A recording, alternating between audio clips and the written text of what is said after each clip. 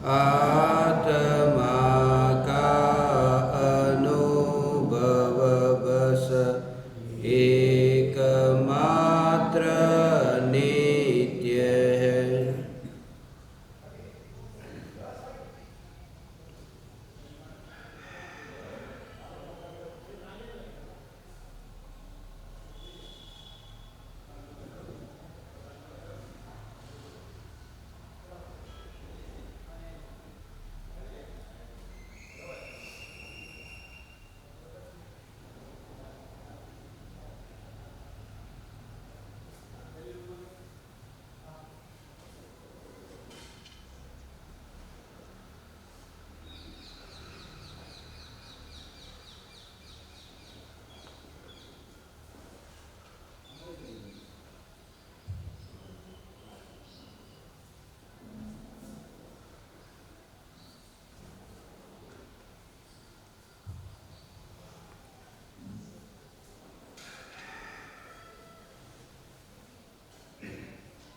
चैतन्य स्वभावी भगवान आत्मा अनादि अनंत शुद्ध चैतन्य मात्र है, ज्ञान मात्र है। मैं शुद्ध चैतन्य मात्र, ज्ञान मात्र भगवान आत्मा हूँ। प्रति समय यह जागृति बनी रहे, इस जागृति का नाम धर्म है। त्रिकाल प्रज्वलित ज्ञान ज्योति और क्षणिक मिट्टी के बीच भेद विज्ञान, यह परम धर्म है। अनंत परमाणुओं के पिंड इस देह में एक समय के लिए भी ज्ञान के एक भी प्रदेश को फैलता हुआ न देखना और अनंत परमाणुओं का पिंड यह देह ज्ञान में प्रतिबिंबित होने पर भी ऐसा स्वीकार होना कि यह जो अनुभव में आ रहा है यह ज्ञान ही है। ज्ञान में ज्ञान की अनुभूति का स्वीकार ही आत्मानुभूति है। प्रत्येक जीव को प्रति समय ज्ञान की अनुभूति हो रही है। प्रति समय प्रत्येक जीव को आत्मानुभूति हो रही है। यह सुनकर के आश्चर्य लगेगा कि प्रत्येक जीव को प्रति समय आत्मानुभूति हो रही है, तो फिर यह अनंत दुख, अनंत संसार क्यों? अनंत दुख और अनंत संसार मिथ्यात्व के कारण है। और ये मिथ्यात्व है क्या? कि ज्ञान में ज्ञान की ही अनुभूति हो रही है, फिर भी यह मानना कि ज्ञान में जगत के ज्ञेयों की अनुभूति हो रही है, ये मिथ्या मान्यता, यह झूठी मान्यता कि यहां जो मुझे अनुभव में आ रहा है ये देह अनुभव में आ रहा है। ज्ञान की एक एक समय की ये पर्याय जो जानना जानना जानना, इस एक एक समय के पर्याय में व्याप्त ज्ञान के अतिरिक्त और कुछ भी न दिखे। जो भी है वह अवस्था ज्ञान की है। जो भी लहर है वह लहर सागर की अवस्था है। उस लहर में बादलों को देखना ये कितना बड़ा भ्रम है। वह सागर की ही अवस्था है, वह पानी की ही अवस्था है।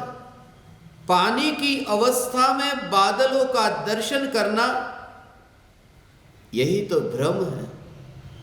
और ज्ञानी को प्रति समय उछलती इन ज्ञान की तरंगों में जगत के ज्ञेयों का नहीं, ज्ञान का अनुभव होता है। इसलिए ये कहते हैं कि ज्ञान में आत्मा जानने में आता है, जैसे तरंगों में सागर जानने में आता है। और इसके लिए कहीं पर भी देह में से बाहर निकलना न पड़ेगा। उन बादलों को दूर करने की जरूरत नहीं है कि ये बादल कब बिखर जाए कि मैं सागर की तरंगों में मात्र पानी को देखूं। जब ध्यान की ऐसी गहन अवस्था प्रकट होती है, जब ध्यान की गहराई में जब डुबकी लगती है, जब यह जीव 3 लोक में रहकर भी 3 लोक से गैर हाजिर हो जाता है,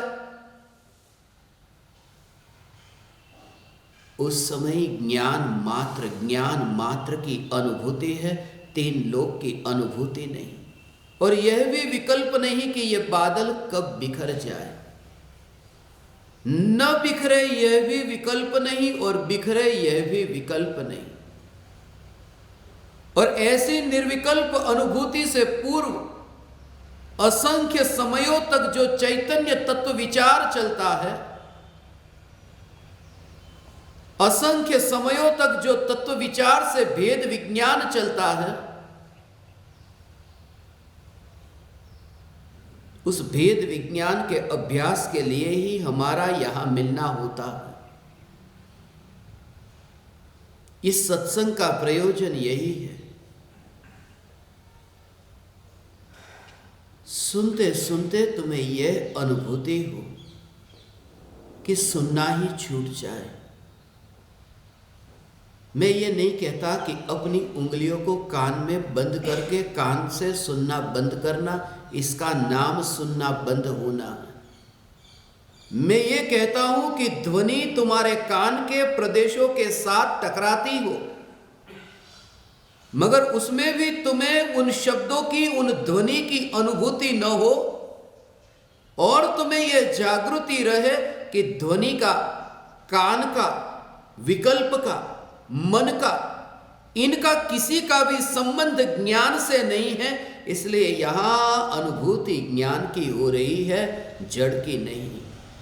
और जहां हर समय तुम्हें ज्ञान की अनुभूति होती हो, फिर फर्क क्या पड़ता है कि कौन से योग में तुम बैठे हो। जब तुम रसगुल्ले के मीठेपन को चखते हो और उस समय तुम्हारी इतनी एकाग्रता है, ऐसे सुख का जब तुम भोग करते हो, तब वहां आसपास में टेबल कुर्सी रखे हैं। उन टेबल कुर्सी को तुम ये तो नहीं कहते कि यहां से हटा दो।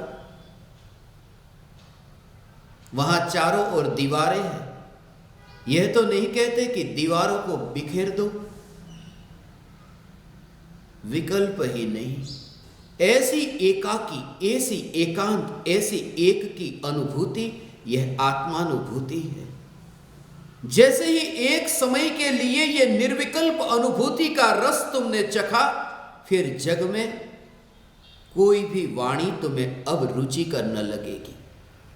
जब मैं कहूं कोई भी वाणी रुचिकर न लगेगी, तो मेरा कहने का अर्थ है वितराग वाणी भी रुचिकर न लगेगी। क्योंकि वाणी मात्र से ही एकत्व छूट गया, रुचि हो कैसे? अब तो तुम्हारी रुचि ज्ञान मात्र में है, इसलिए अब नयापन नहीं लगता।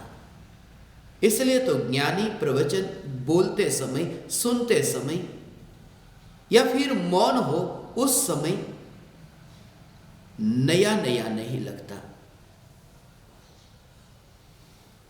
प्रति समय यह जागृति कि कुछ भी नया नहीं होगा। और इसलिए कि जैसे ही तुम नींद में इतनी गहराई में हो और उस समय कोई व्यक्ति तुम्हें एक कमरे में से उठा करके दूसरे कमरे में ले जाए, दूसरे कमरे में जब तुम जाते हो, तब तुम ये कहते हो कि मुझे दूसरे कमरे में क्यों लेकर जा रहे हो? तुम ये नहीं कहते। क्या तुम ये कहते हो दूसरे कमरे में ले जाओ, मुझे कोई फर्क नहीं पड़ता? यह भी नहीं कहते।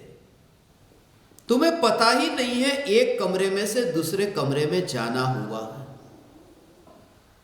तुम्हारा ध्यान ही वहां नहीं गया कि कमरा कब बदल गया। ज्ञान में ज्ञान की अनुभूति, इसी का नाम है। एक देह में से दूसरे देह में जाना हो, मगर जब तुम इतनी ज्ञान की गहराई में हो कि तुम्हें यह विकल्प ही नहीं आता कि दूसरा देह क्यों मिलता है, यह देह क्यों छूटता है, या फिर दूसरे देह में जाने को मैं तैयार हूं, मैं अभी मरने को तैयार हूं, कहां जाना है, कोई भी विकल्प नहीं।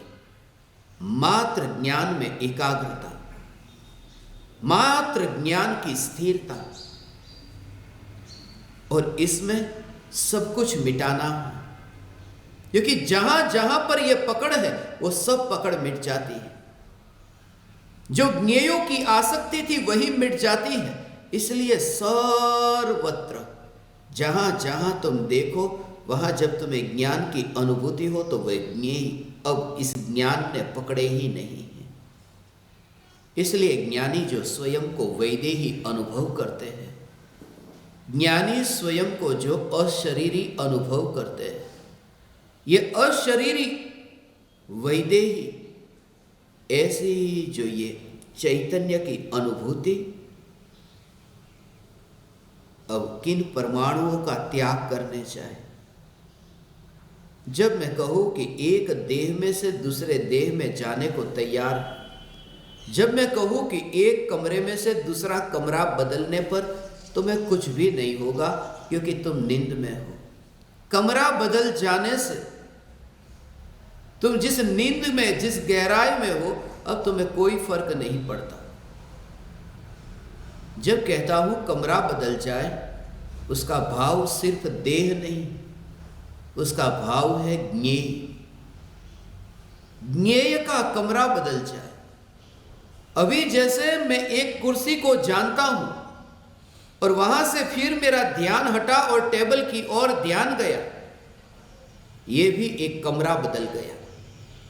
यह ज्ञान जो टेबल को जानता, अब दरवाजे को जाने, अब खिड़की को जाने, अब नए नए ज्ञेय को जाने। जैसे पंछी एक डाल पर बैठता है, फिर दूसरी डाली पर, तीसरी डाली पर, मगर जितनी डाल पर बैठता है पंछी उतने प्रकार का तो नहीं हो जाता। पंख फैलाता है एक डाली से दूसरी डाली पर, एक पेड़ से दूसरे पेड़ पर उड़ता रहता है, उसका उड़ना होता है। आकाश में जब वह उड़ता हो, दोनों पंखों को फैला करके उड़ना तो होता है, मगर पंखों की ओर देख करके पक्षी उड़ता नहीं, सीधा देखता है। उड़ने का कार्य होता है, पंखों को देखने जाए तो उड़ ही न सके। ज्ञान में जो निरंतर जानना जानना जानना यह परिणमन हो रहा है, यह परिणमन तो हो रहा है, मगर परिणमन को देख करके भीतर में अनुभूति का परिणमन न होगा।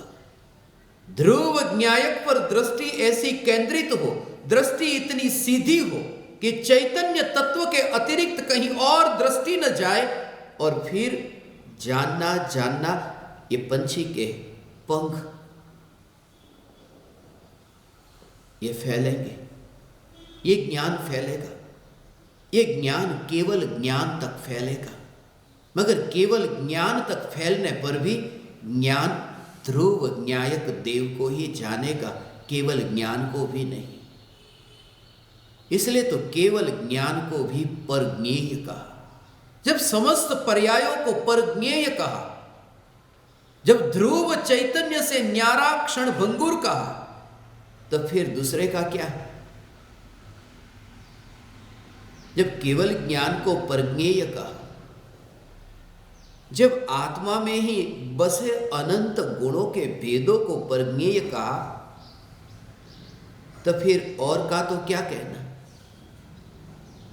परज्ञेय उसे ही जानना जिसकी और ध्यान जाए और विकल्प उत्पन्न हो। गुणों के भेद की ओर ध्यान जाए तो विकल्प होते हैं, पर्याय की ओर ध्यान जाए कि विकल्प होते हैं। एकमात्र ध्रुव न्यायिक देव चैतन्य सत्ता जिसकी ओर ध्यान जाए और निर्विकल्प होता है। और ये अनुभूति तुम्हें हो सकती है, हो सकती है क्या, हो ही रही है, स्वीकार करो।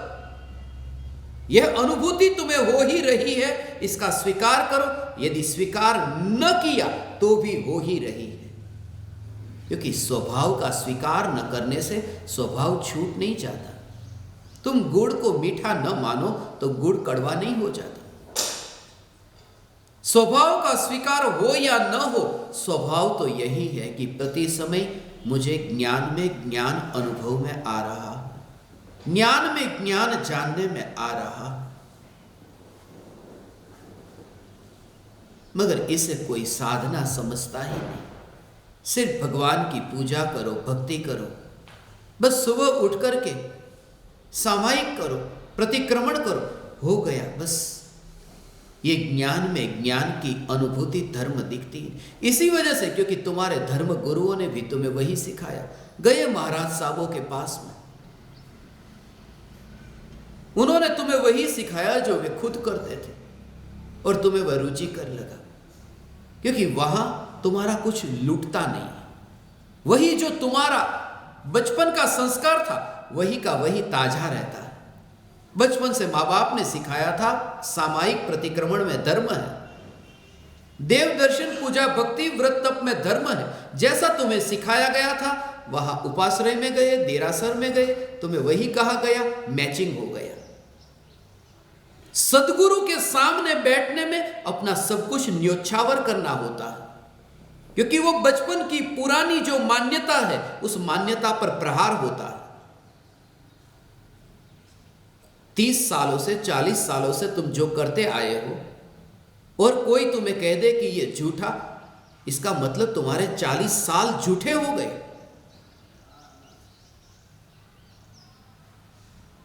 और कोई भी सदगुरु किसी भी शिष्य को सांत्वना नहीं देता, समाधान देता।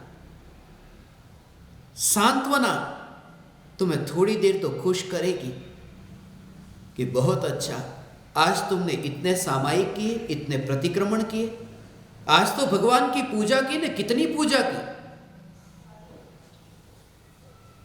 उपवास किया, छठ, अठम, अट्ठाई, मास खमण, क्या क्या किया तुमने,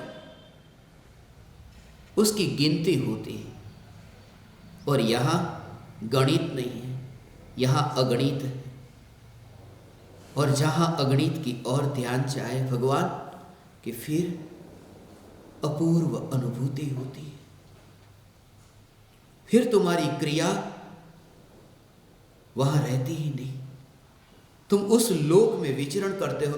2 लोक के बीच में तुमने एक अवकाश देख लिया, जिन 2 लोकों का कभी मिलन नहीं हो सकता। तुमने इन दोनों के बीच में अवकाश देखा, कभी मुलाकात ही न हुई। प्रकाश और अंधेरे के बीच में तुमने एक ऐसा भेद देख लिया कि जहां मैं प्रकाश को देखता हूं वहां अंधेरा है ही नहीं, और अंधेरे को देखो वहां प्रकाश कैसा। जब तुम ज्ञान का अनुभव करो वहां तुम्हें राग दिखाई ही न दे, और राग में ज्ञान न दिखाई दे। इसलिए तो ज्ञानी को विकल्पों के काल में मैंपना, ये मैंपना दिखता नहीं। विकल्पों के काल में ये मैंपना दिखता नहीं।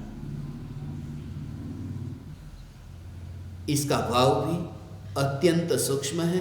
इसके बारे में मैं थोड़ा विस्तार से आपको कहूं। स्वयं में स्वयं की अनुभूति, जब ज्ञान में ज्ञान की अनुभूति का स्वीकार होता है तब रागादि विकल्पों में जो ज्ञान फैला नहीं है, जिन रागादि विकल्पों में ज्ञान का फैलना हो ही नहीं सकता, क्योंकि स्वभाव का विभाव में रूपांतरण नहीं हो सकता। विभाव मर जाए और स्वभाव प्रकट हो, मगर दोनों का एक समय में एक साथ अंधेरे और प्रकाश की भांति राग और ज्ञान दोनों एक साथ एक ही प्रदेश पर रह नहीं सकते। दोनों का अस्तित्व तो है। इसलिए जब राग और द्वेष के भाव उत्पन्न होते हैं, उन विकल्पों के अस्तित्व का स्वीकार तो होता है, मगर विकल्पों के अस्तित्व के कारण ज्ञान का अस्तित्व दिखाई नहीं देता। यह ज्ञान का स्वतंत्र अस्तित्व, और जब यहां ज्ञान की अनुभूति होती है तो विकल्प में जो भ्रम था, विकल्प में ही जो एकता बुद्धि थी, कोई भी भाव आया उन भावों के साथ तन्मयता थी। आज मैंने ये किया, आज मैं यह करूंगा, मुझे ये विचार चल रहा है कि ये वर्ष बहुत महत्वपूर्ण है। पूज्य गुरुदेव श्री कांजी स्वामी के हाथों में दामनगर में दामोदर सेठ के हाथों से समयसार ग्रंथाधिराज प्राप्त हुआ। पूरी पृथ्वी पर 153 देशों में जहां जहां मैं गया, वहां इस शास्त्र को पहुंचाने का विकल्प आया, विचार आया। मुझे ये विचार आया 1 लाख केंद्र पर समयसार शास्त्र भी पहुंचे। ये मुझे विचार आया। मैं ये कहता हूं भेद विज्ञान को कैसे समझना है, ये विचार मुझे आया। जब ये तुम्हारे मुंह से वाणी निकलती हो तब भीतर में एक समय भी बेहोशी नहीं कि मुझे विचार आया, नहीं, विचार बहा है नदी में और मैं किनारे पर हूं। विचार के साथ इतना तादात्म्य नहीं कि जो विचार आया है ये विचार मेरा। हमारी मूर्ता भी ऐसी है कि विचारों में भी मालकियत स्थापित कर दी है। ज्ञानी को जागृति प्रति समय है कि जो विकल्प उत्पन्न होते हैं उन विकल्पों में कर्ता भाव नहीं, क्योंकि विकल्प को लाने के लिए ये ध्रुव सत्ता गई नहीं। मेहमान यदि हमारे घर पर आते हो तो मेहमान का स्वागत करने के लिए घर के आंगन तक तो जाए। ये विकल्प जो आ रहे हैं उन विकल्प को लाने के लिए ये ध्रुव आंगन तक तो जाए, मगर ये चैतन्य महल आंगन तक भी नहीं जाता तो उसका स्वागत कैसे करें? अपनी सत्ता में से जो खिसकता नहीं, हिलता नहीं, ऐसा अचल, ऐसा अडिग, ये ध्रुव चैतन्य उन विकल्पों को न्योता कैसे देगा? इसलिए जो भी भाव आते हैं उन भावों को मैं ये नहीं कहता ढीला छोड़ दो, आ रहे उनको आने दो, जाते हैं उनको जाने दो, तुम कुछ भी मत करो। मैं तुमसे ये कहता हूं आ रहे हैं और जा रहे हैं, आने दो और जाने दो। ये भी तुम कौन? जो हो रहा है सो हो रहा है, बस इतना सत्य का स्वीकार। हो रहा है, उतनी भी चेष्टा नहीं कि विचारों को आने दो, जाने दो। तुम किनारे पर बैठ करके ये प्लानिंग करते हो, ये पानी आता है तो आने दो, जाता है तो जाने दो। कुछ नहीं, किनारे पर तुम हो, पानी से बहता है। ये विचारों का जो प्रवाह बहता है, विकल्पों का जो प्रवाह बहता है, उन विकल्पों के प्रवाह में इतना भी जो फैलता नहीं, वरना नदी में गिरना पड़े, वरना नदी में पानी तक जाना पड़े। आओ मैं तुम्हारा स्वागत करता हूं, आओ मैं तुम्हें विदाई देता हूं। जिन्हें ध्रुव चैतन्य तत्व दृष्टि में आया, इतनी अनित्यता, इसलिए तो ज्ञानियों ने समय सार में ज्यादातर रागादि भावों की उत्पत्ति विकल्पों की उत्पत्ति का कर्ता आत्मा नहीं, इस पर ज्यादा जोर क्यों दिया?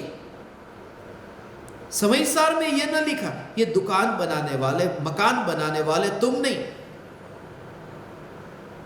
ये पत्नी के साथ जो तुम रहते हो शादी करके लेके आए, इसमें तुम्हारा कोई कर्तृत्व नहीं, ऐसा नहीं लिखा।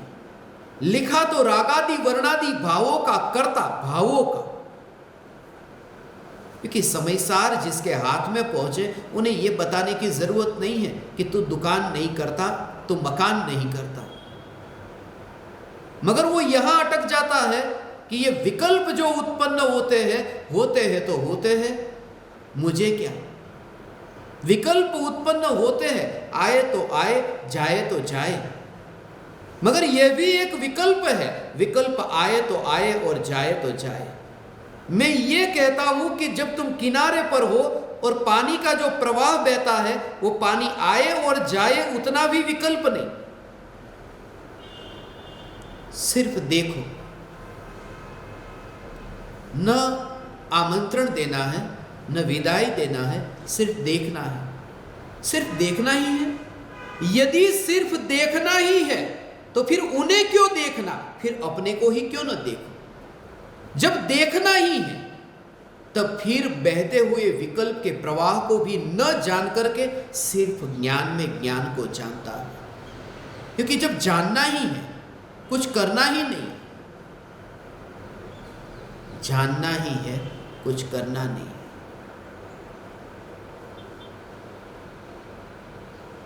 दूर से ऐसे तुम्हें विकल्प और ज्ञान के बीच में भेद। अभी जो तुम्हें दिखता है कि ज्ञान कैसे अनुभव में आए, पिछले 5 दिनों से यहां जो साधक आए, जिन्होंने भी प्रश्न पूछे उनके प्रश्न ऐसे ही थे कि आत्मा अनुभव में कैसे आए, ये ज्ञान पकड़ में कैसे आए। पकड़ने के लिए 2 चाहिए, पकड़ने वाला और पकड़ में आने वाला। यहां 2 रहते ही नहीं। इसे तो अभेद निर्विकल्प अनुभूति कहा।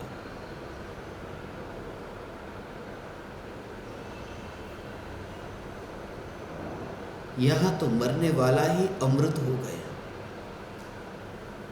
मरने वाले को मरने वाले का विकल्प ही न रहा। जो पर्याय एक समय की ही है, फिर वह केवल ज्ञान की भी क्यों ना हो, एक समय की ही पर्याय है। अनुभूति की पर्याय भी एक समय की ही है, उसके 2 समय नहीं है, क्योंकि पर्याय का अस्तित्व ही एक समय का। मगर जब वह ढली है ज्ञायक में, तब मैं ज्ञायक में ढली ऐसा नहीं, मैं ज्ञायक हूं ऐसा स्वीकार है। इसलिए वहां पर 2 भेद नहीं रहे, ढलने वाली और जिसमें ढली ऐसा। यह निर्विकल्प होना हुआ, निर्विकल्प अनुभूति, चैतन्य तत्व की निर्विकल्प अनुभूति। अब तुम्हें कहीं पर भी किसी भी ज्ञेय से मुंह मोड़ना न पड़ेगा। अब तुम्हें कहीं पर भी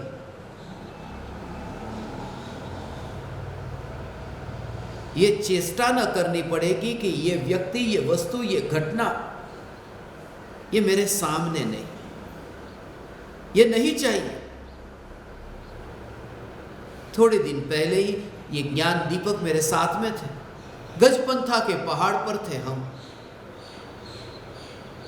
सिद्ध क्षेत्र की यात्रा कर रहे थे।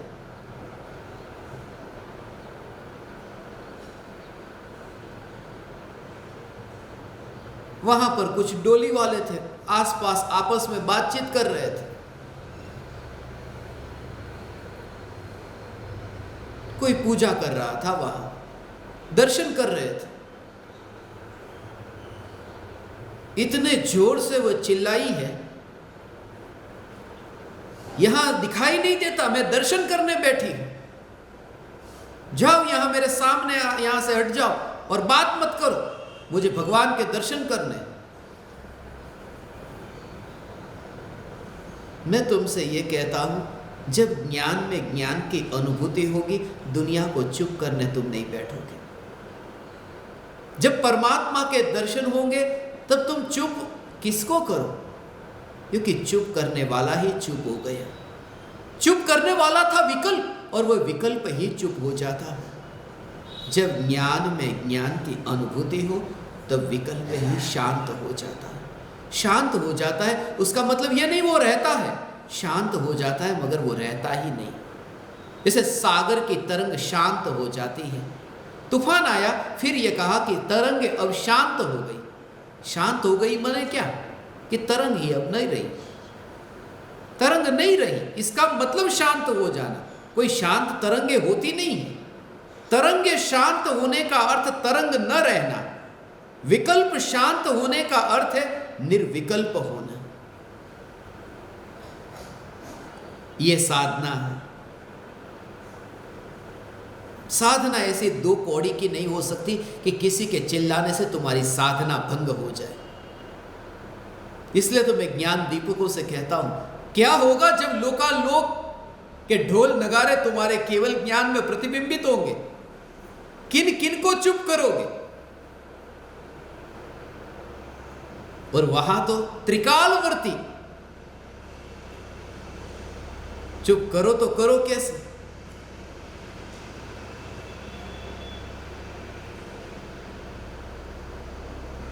जो पाया वो ऐसा पाया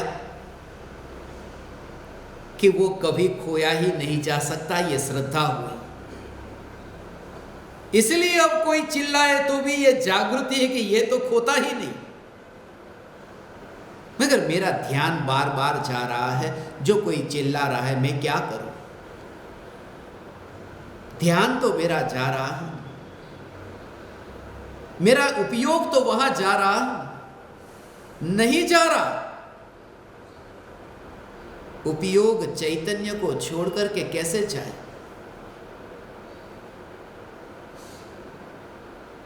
उपयोग चैतन्य को छोड़ करके कैसे जाए? एक डिब्बे में जो गुड़ है वो डिब्बा गुड़ से अलग हो जाए, इतना दूर चला जाए, वो डिब्बा है वो गुड़ से अलग हो सकता है, मगर वो मिठास है वो गुड़ से अलग नहीं हो सकती। कितना भी डिब्बा दूर चला जाए मगर मीठापन गुड़ से अलग नहीं हो सकता।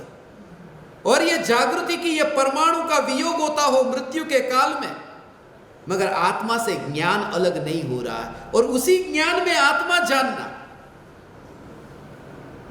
यह आत्मानुभूति है।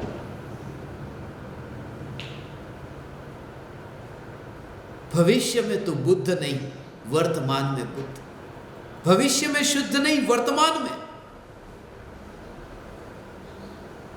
इसलिए मैं कहता हूं ना, गजपंथा के शिखर से मैं अनंत सिद्ध परमात्मा हूं, 8 करोड़ मुनि जिनका निर्वाण हो, उनकी भक्ति कर रहा था। यह पहला भाव सबसे पहले उसी भूमि पर आया। हे सिद्ध परमात्मा, मैं आपके जैसा हूं। यह सिद्ध परमात्मा की भक्ति। हे सिद्ध परमात्मा, मैं आपके जैसा हूं। यह सिद्ध परमात्मा की भक्ति नहीं, यह सिद्ध परमात्मा का अपमान है। यह अपमान है। हे सिद्ध परमात्मा, मैं आपके जैसा हूं। मैं सिद्ध जैसा हूं नहीं, मैं सिद्ध हूं। जैसा क्यों? जैसा का भाव हटा दो। जैसा में दो का भेद खड़ा होता है। मैं सिद्ध, ऐसी द्रव्य दृष्टि जब होती है, मैं सिद्ध जो अचल है, जो भागता नहीं, ज्ञेयों से मुंह मोड़ता नहीं।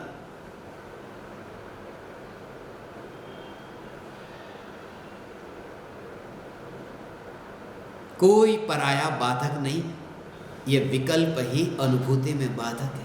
दीपक की ज्योति को ढकने वाला कोई और पराया नहीं है। दीपक की ज्योति को ढकने वाला दीपक का धुआं ही है, जिससे ज्योति ढक जाती है। कोई पराये को क्या पड़ी वो ज्योति को ढकने जाए। ये विकल्प से जो ज्ञान की ज्योति ढंकी है, मगर जो बाहर है उन्हें ढंकी दिखती है। जो ज्योति को छूते हैं वो तो कहते हैं धुआं है कहां। जो ज्ञान में ज्ञान की स्पर्श ना करे वो तो कहते हैं विकल्प है कहां। ऐसी चैतन्य तत्व की निर्विकल्प अनुभूति, फिर ज्ञेयों से भागना नहीं, ज्ञेयों से छूटना नहीं। पूज्य गुरुदेव श्री कांजी स्वामी को पूछा किसी ने, आपने तो सभी ज्ञेयों को दूर कर दिया कि ज्ञेयों की ओर देखो ही मत, ज्ञेयों को तो निकाल ही दिया। गुरुदेव ये कहते, निकाल कैसे दूं, जब ज्ञान में थे ही नहीं तो ज्ञेयों को निकालने की बात कहां। आप तो ऐसा प्रवचन देते हैं कि सभी ज्ञेयों को निकाल देते हो। बोले है ही नहीं, कहां से निकालो।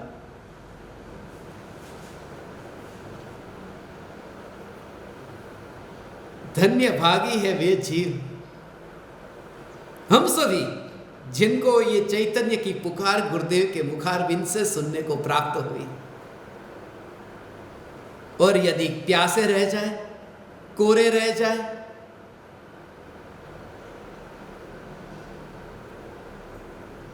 तो हमसे बड़ा अभागा और कोई भी नहीं।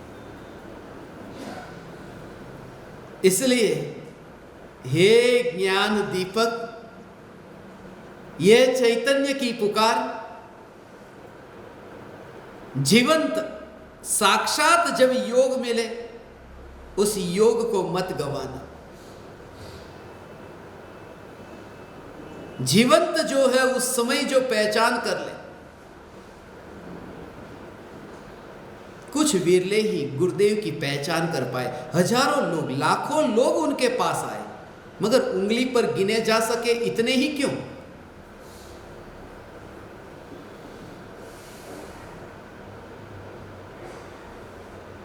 उन्हें ही क्यों आत्मज्ञान प्राप्त हुआ।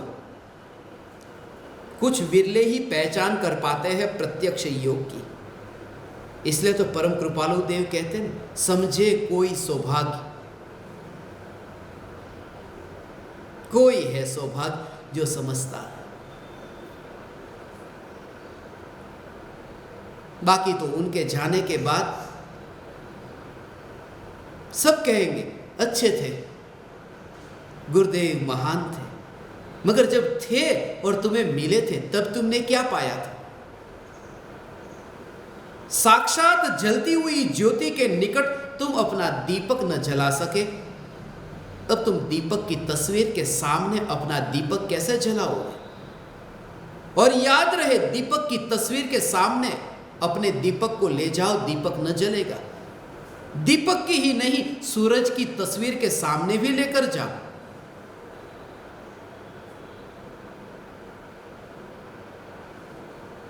ये प्रत्यक्ष योग जिन्हें प्राप्त हुआ। मैं सिर्फ 5 दिन के लिए यहां उमराला आया, फिर कल से अपनी वही पुरानी, अब वह पुरानी हो गई, असली वही पुरानी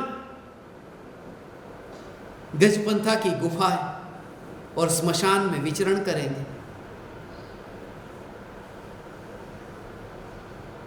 फिर वही चैतन्य तत्व विचार, सीटीवी, ध्यान पूर्व तत्व विचार, डीपीटीवी चलता रहेगा। जितना तुम्हें योग मिला उसका सदुपयोग करो। बाद में तो सब कहते हैं, मरने के बाद तो सब कहते हैं। रूसो के पास एक आदमी गया था, रूसो को कहा, किसी व्यक्ति के समाचार दिए कि इस व्यक्ति की मृत्यु हो गई है।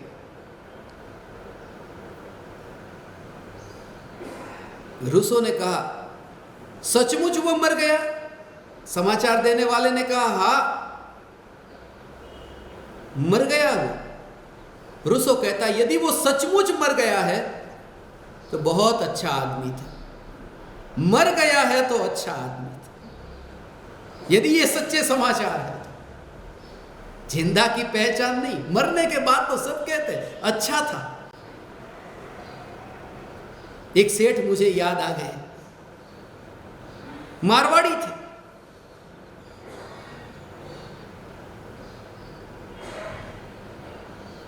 गांव में लोगों का इतना ब्याज लेकर के इतना इकट्ठा किया था, मगर लौटाया नहीं किसी का। अब वो मर गए। अब मरने के बाद में प्रार्थना सभा थी।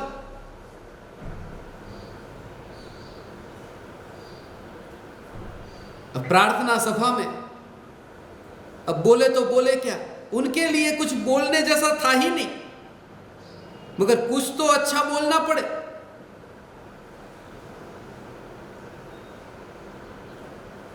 अब गांव में एक व्यक्ति जो उनके साथ सबसे ज्यादा नजदीक में रहता था, उसको ही खड़ा किया सभा में बोलने के लिए कि सेठ जी के बारे में 2 शब्द बोले।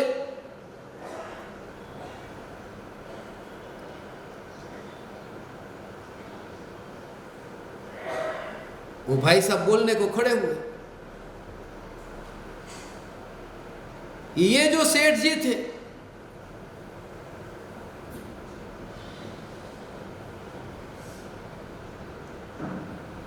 वो मरे तो मरे, मगर वो अपने पीछे अपने 5 भाइयों को छोड़ करके गए हैं।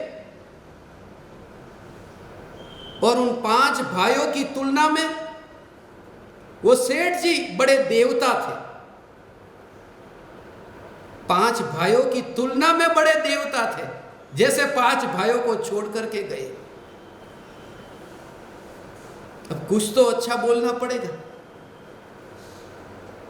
मरने के बाद में तो पापी से पापी के लिए भी, किसी की भी तुम लाश देखो, कसाब की भी लाश देखो, लादेन की लाश देखो, सद्दाम हुसैन की लाश देखो,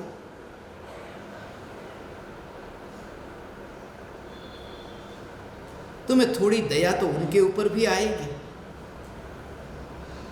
पापी से पापी पर भी थोड़ा भाव आ जाता है मरने के बाद, मगर जीवंत की पहचान कितनी हुई। ये 5 दिन का ज्ञान दीपावली शिविर का आयोजन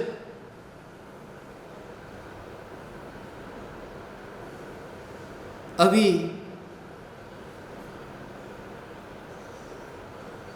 यूनिवर्सल समयसार एट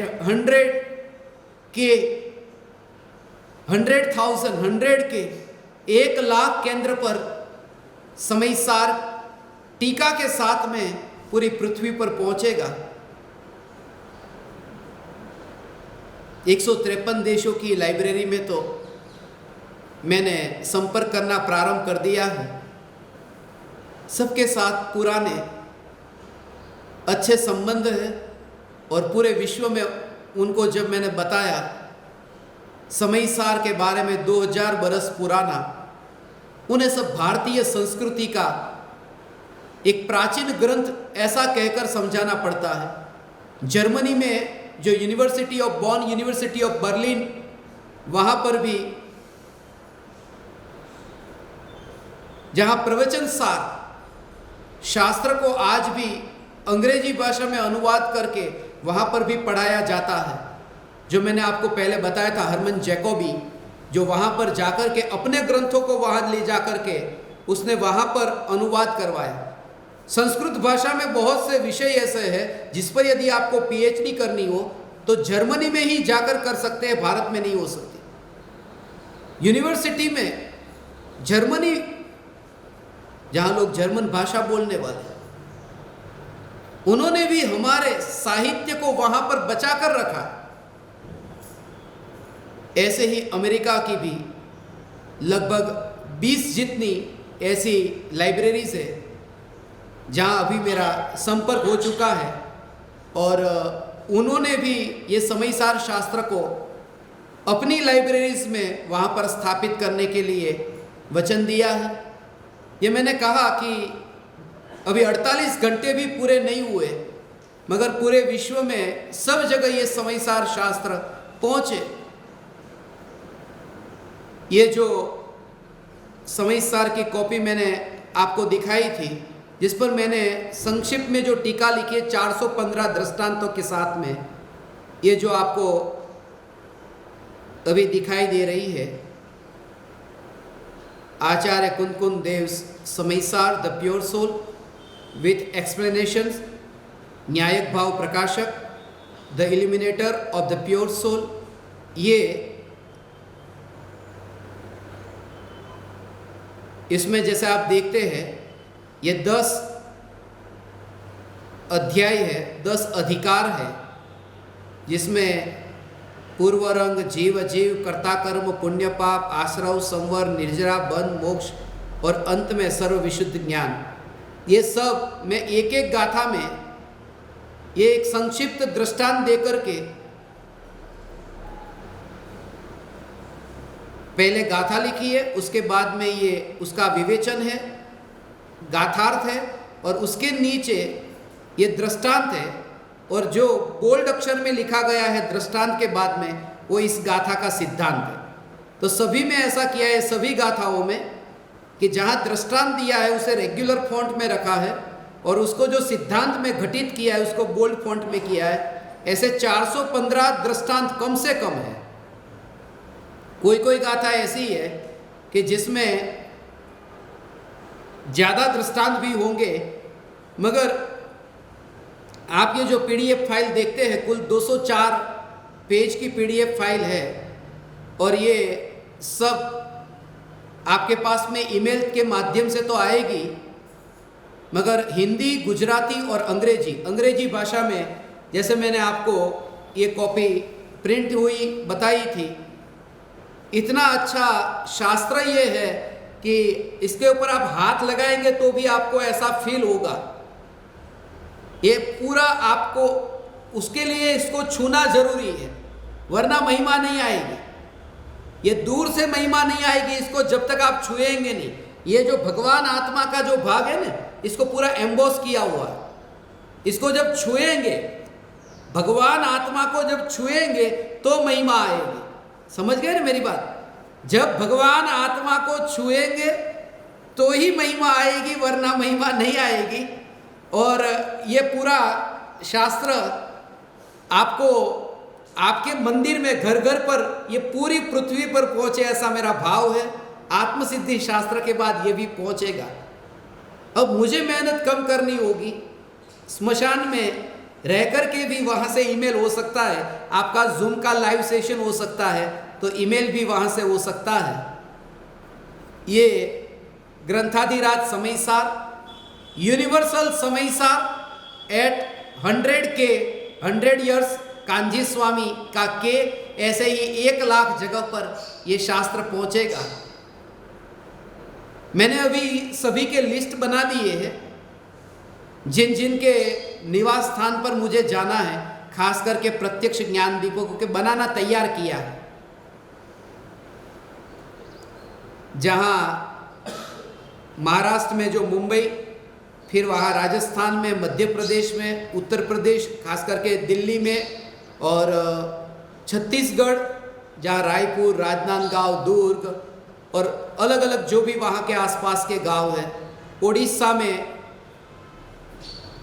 और इसके अलावा कल तो रात को मुझे वो भी विचार आया, आसाम से भी जो ज्ञान दीपक है, मैं आसाम, जब बांग्लादेश तक गया, थोड़ा ऊपर चला जाऊंगा तो आसाम में भी ये समयसार शास्त्र पहुँचे, जिन्होंने कभी कल्पना में भी नहीं सोचा होगा ऐसा कोई शास्त्र इस पृथ्वी पर है।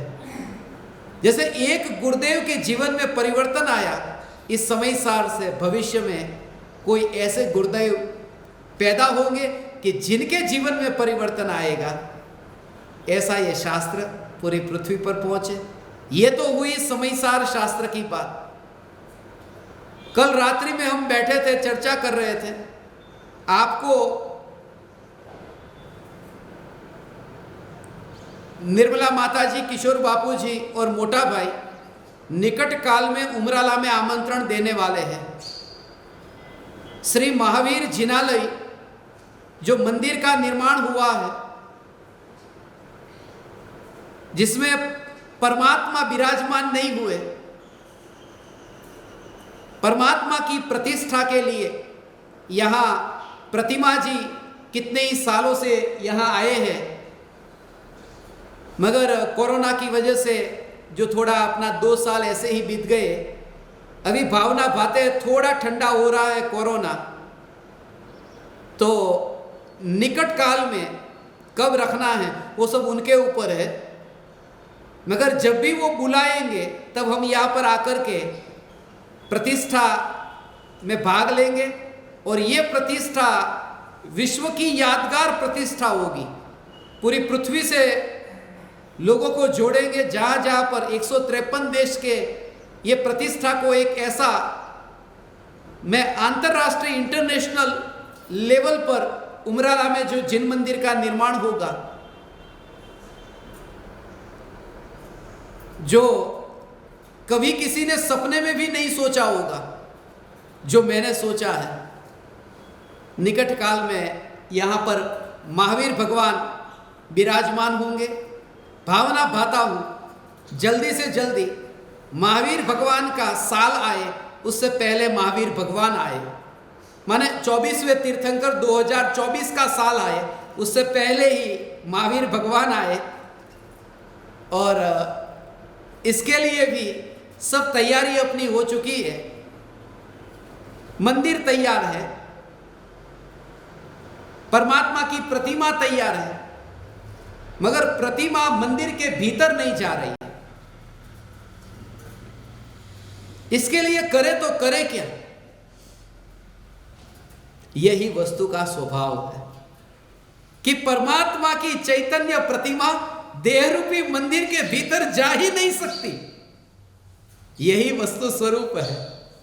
और ऐसी जागृति हम समस्त परमात्माओं को निरंतर बनी रहे, इस भावना से पहले से ही उसकी पूर्व तैयारी करके, जिससे आपको टिकट बुक करना, यहाँ आना, यहाँ की तैयारी करना, क्योंकि ये हमारा पर्व होगा, वह प्रतिष्ठा महोत्सव,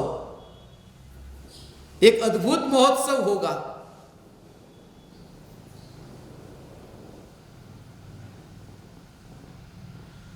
ऐसे जलते हुए दीपक इस प्रतिष्ठा महोत्सव की शोभा बढ़ाएंगे।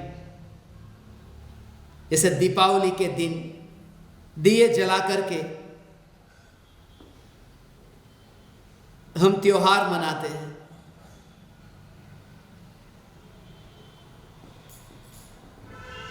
जब इतना सब कुछ हो गया है, कल बापू जी कह रहे थे कि सब कुछ तैयार है, तो अभी ये भगवान विराजमान हो जाए, हम सब साधकों के लिए, दर्शन के लिए, पूजा के लिए, प्रार्थना भक्ति के लिए एक अद्भुत एक साधन होगा, अवलंबन होगा।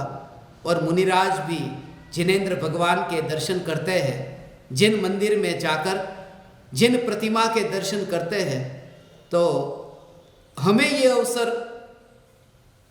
क्यों न प्राप्त हो, और ये दुरिया अब क्यों? इसलिए हम भावना पाते हैं जितना जल्दी से जल्दी हम इस उमराला की पूज्य गुरुदेव श्री कांजी स्वामी की जन्मभूमि, इस धरा पर महावीर भगवान को विराजमान करें, और उसके इतने गहरे राज जो मेरे स्मरण में आ रहे हैं, मैं कभी आपको बताऊंगा। आचार्य कुंदकुंद देव, सिमंदर स्वामी, पूज्य गुरुदेव श्री कांजी स्वामी, परम कृपालु देव, महावीर भगवान और सिमंदर भगवान, इन सब के कनेक्शन से जब प्रतिष्ठा होगी तब उसका विस्तार से मैं विवेचन करूंगा। आप समस्त ज्ञान दीपकों ने, साधकों ने मुझे अत्यंत विनयवान होकर सुना। दीपावली के महोत्सव पर आध्यात्मिक साधना केंद्र में मुझे शिविर में यहाँ आने का अवसर मिला। मैं ऋणी हूँ आप समस्त ज्ञान दीपकों का कि जिन्होंने मुझे ये अवसर दिया। आप समस्त परमात्माओं को मेरे हृदय के अंतःकरण से प्रणाम करता हूँ। मेरे प्रणाम स्वीकार करें।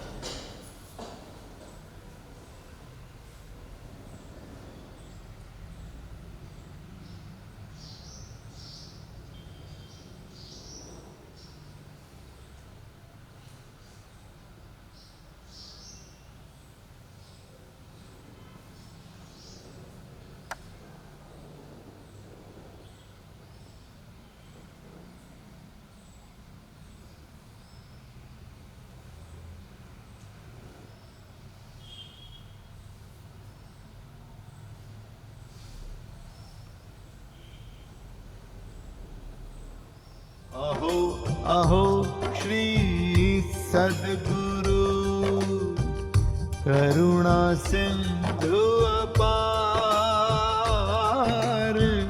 इस पामर पर प्रभु किया अहो अहो उपकार, अहो अहो उपकार। देह सहित जिनकी दशा, वरते दे